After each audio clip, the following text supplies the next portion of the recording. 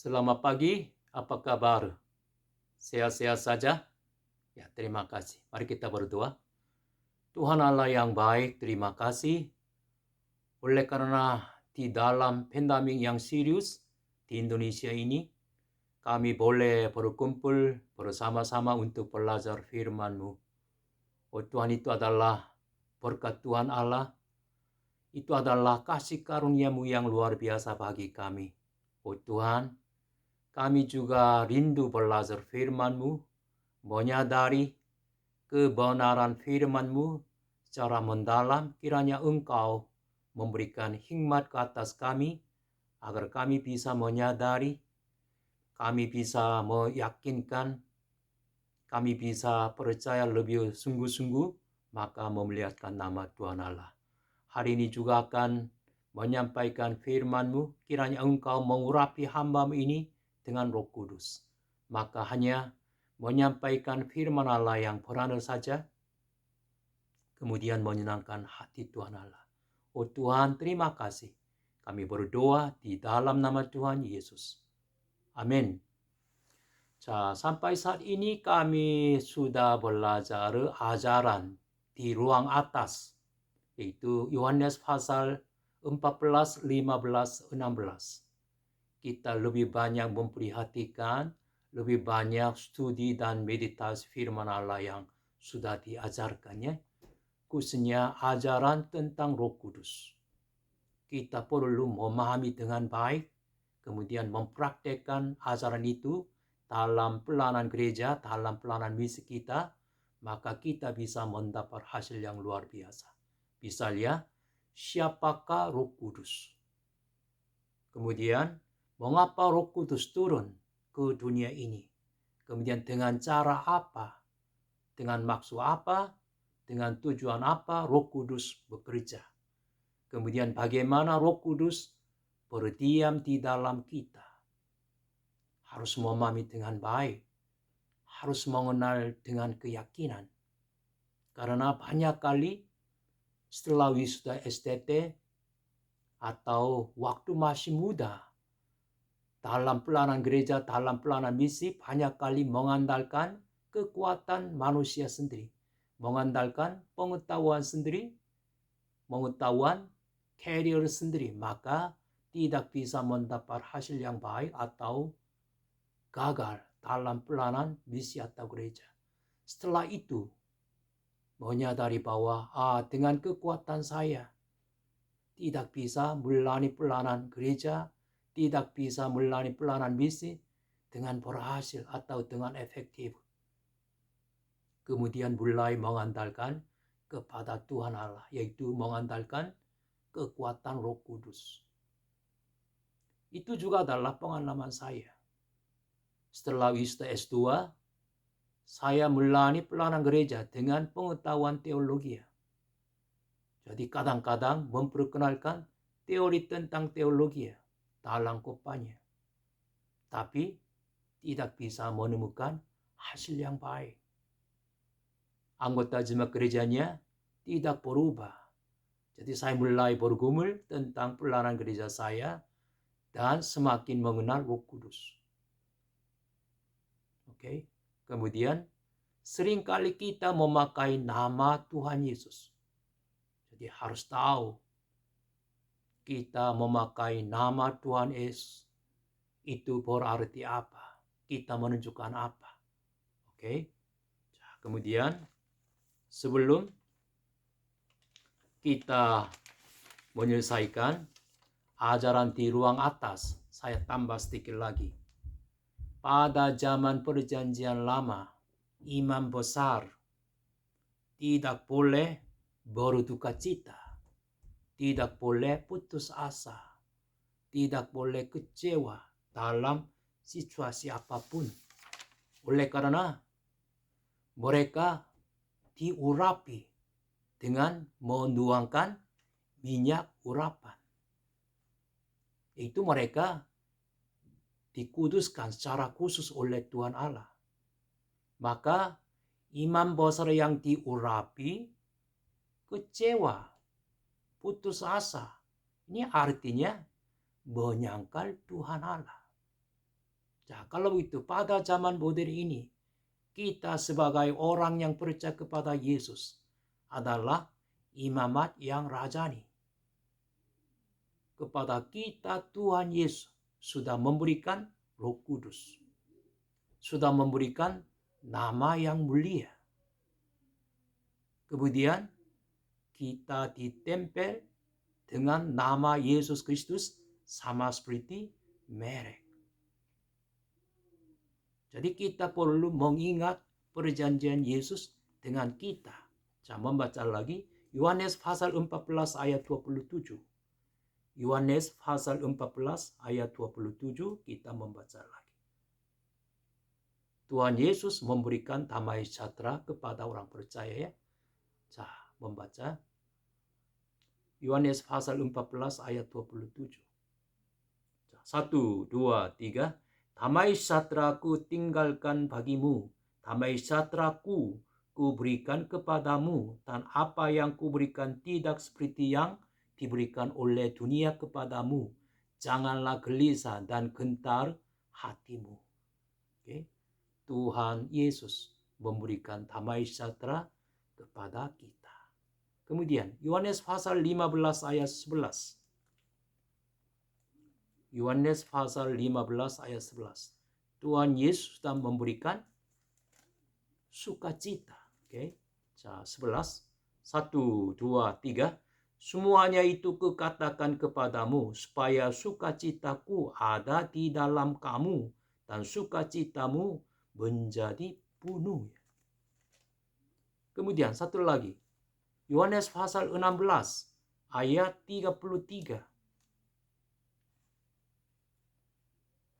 Yohanes pasal 16 ayat 33. Sudah? Saya membaca bersama-sama. 1, 2, 3.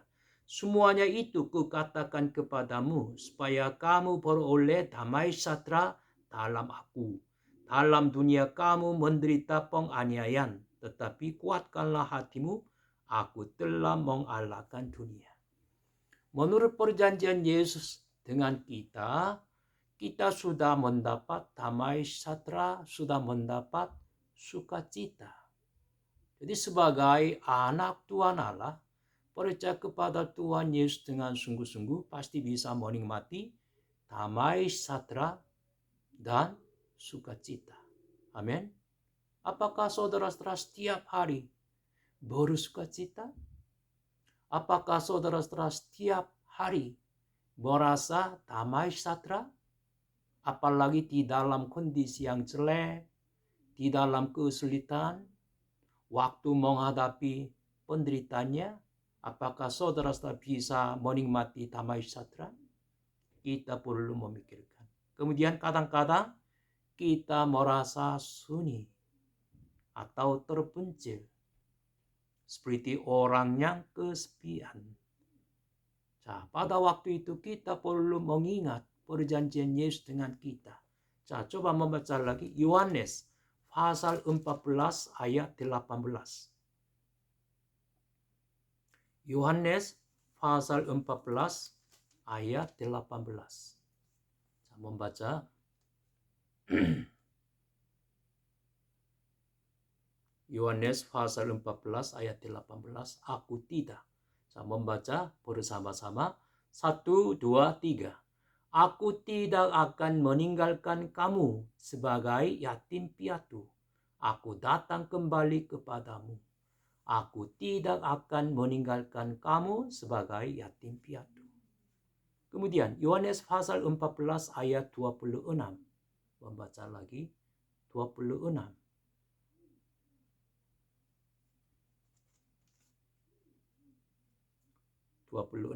Tetapi 1, 2, 3.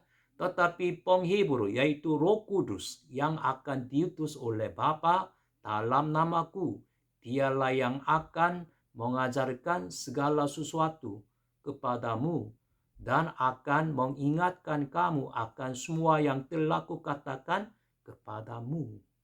Amin. Yaitu Roh Kudus mengingat semua perjanjian Yesus yang diajarkan kepada kita. Jadi waktu saudara-saudara bergelisah, khawatir, atau takut, atau putus asa, saudara-saudara perlu perjanjian Yesus. Kemudian saya harap saudara-saudara menikmati sukacita, damai sejahtera. Amin. Oleh karena Yohanes pasal 16 ayat 33 yang terakhir, bagaimana berbicara? Dalam dunia kamu menderita penganiayaan, tetapi kuatkanlah hatimu, aku telah mengalahkan dunia. Kita sudah tahu Kejadian pasal 3 ayat 15. Menurut Kejadian pasal 3 ayat 15, pada dasarnya, pada hakikatnya, kehidupan iman kita atau pelayanan kita untuk misi, untuk gereja adalah peperangan rohani. Tapi melalui kebangkitan Yesus, Tuhan Allah sudah menghancurkan kuasa iblis. Itu mengalahkan dunia.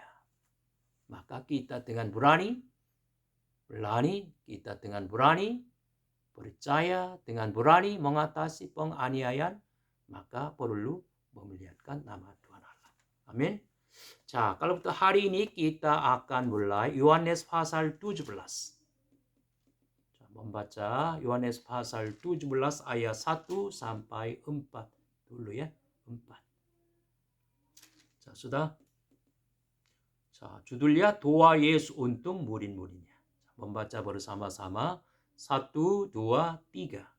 Demikianlah kita Yesus.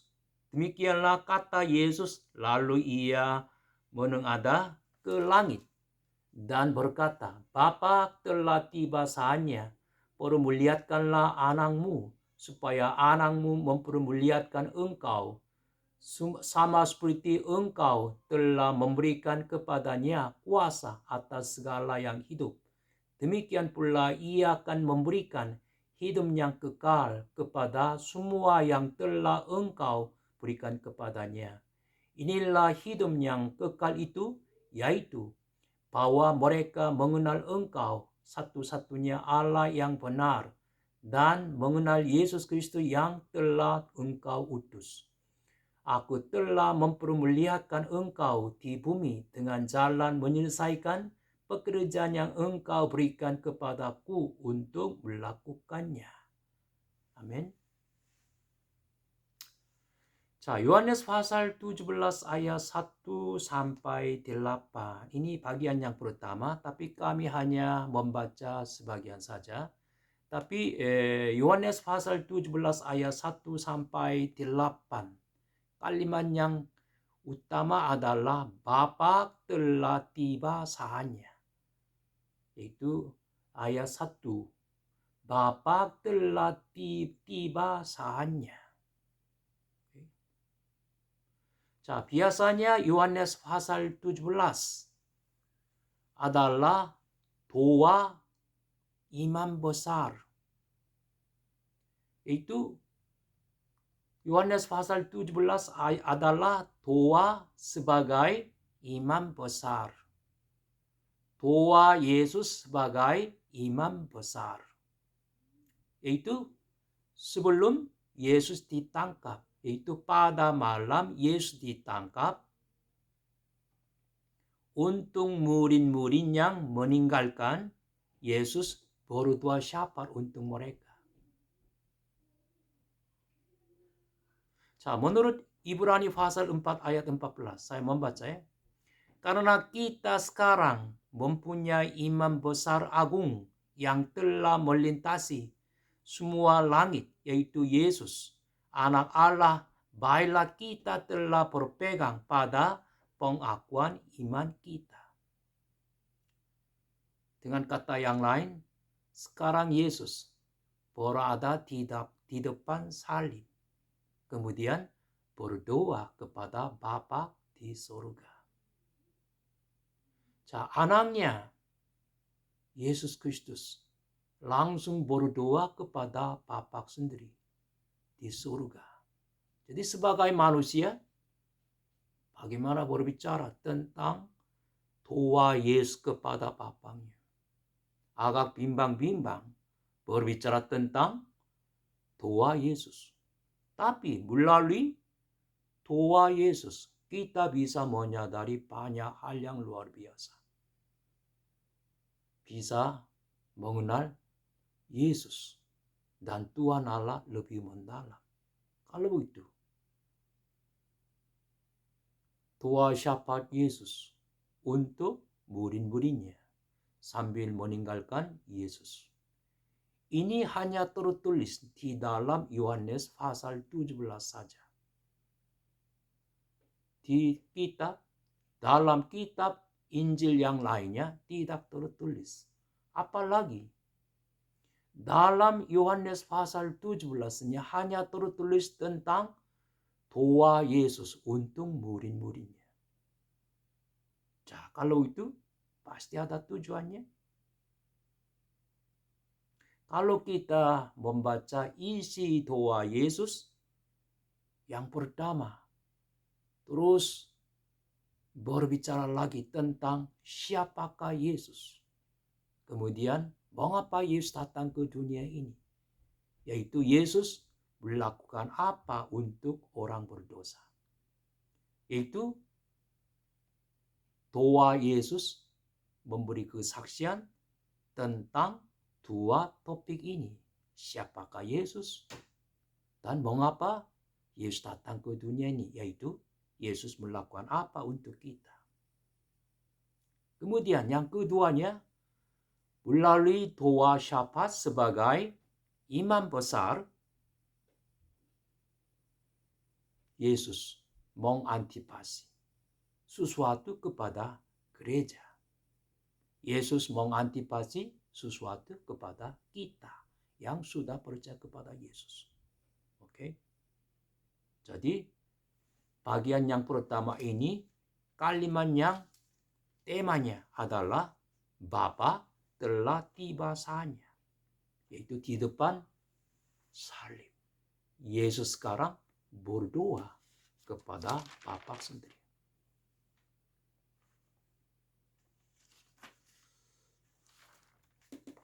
Kalau begitu yang pertama ayat 1. Demikianlah kata Yesus, lalu ia menengadah ke langit dan berkata, Bapa telah tiba saatnya. Telah tiba saatnya. Ini menunjukkan apa? Telah tiba saatnya. Telah tiba saatnya. Ini artinya sudah tiba saat historikal.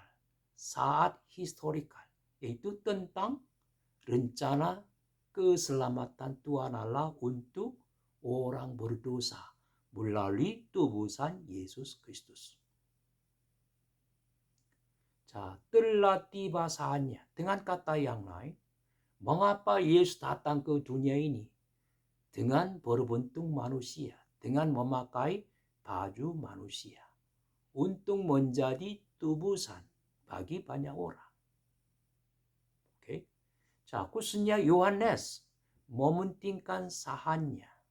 Misalnya, Yohanes pasal 12 ayat 27. Saya langsung membaca. Yohanes pasal 12 ayat 27. Sekarang jiwaku terharu dan apakah yang akan kukatakan? Bapa, selamatkanlah aku dari saat ini. Tidak sebab